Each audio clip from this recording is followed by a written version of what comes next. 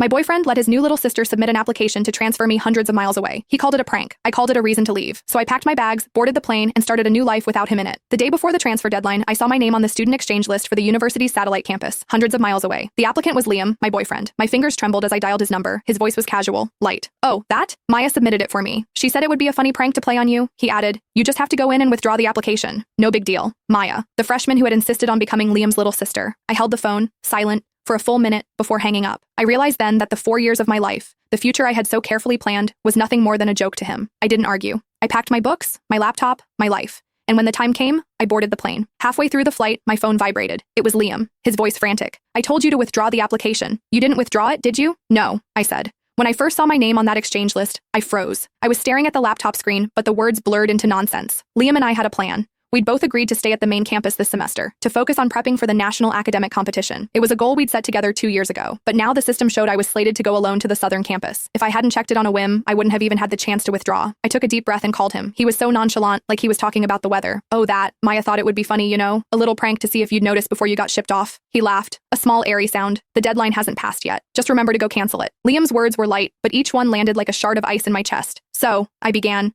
my voice trembling with a weakness I hated. You think this is just a small thing? Here we go. He sighed, the impatience sharp in his tone. Are you really going to make a big deal out of this? Just withdraw it and it's over. Maya's just energetic. She was playing around. I stared at the transfer notification on my screen. My throat felt thick, clogged with wet cotton. It took me a moment to find my voice. What if I hadn't noticed in time? Maya used my student ID and password. I could report her to the dean's office for this. Liam's voice went cold instantly. Ava, you are becoming seriously unreasonable. It was a joke. And you want to report her? When are you going to cut her some slack? He was getting worked up now, his voice rising. I've told you a million times, she's a freshman, she just transferred here, she doesn't know anyone. I'm like her campus big brother. What's wrong with me looking out for her? He finished with a sharp, final blow. You know what? If you report her, you might as well report me too. The line went dead. The dial tone was a high, piercing whine that drilled into my ear, pinning me to my chair. I held the phone, my own shocked face reflected in the dark screen. The sounds of the library around me faded into a distorted silence. High school to college. I'd known Liam for 5 years, dated him for 4. He was my boyfriend, the upperclassman who had guided me through the confusing first days on campus.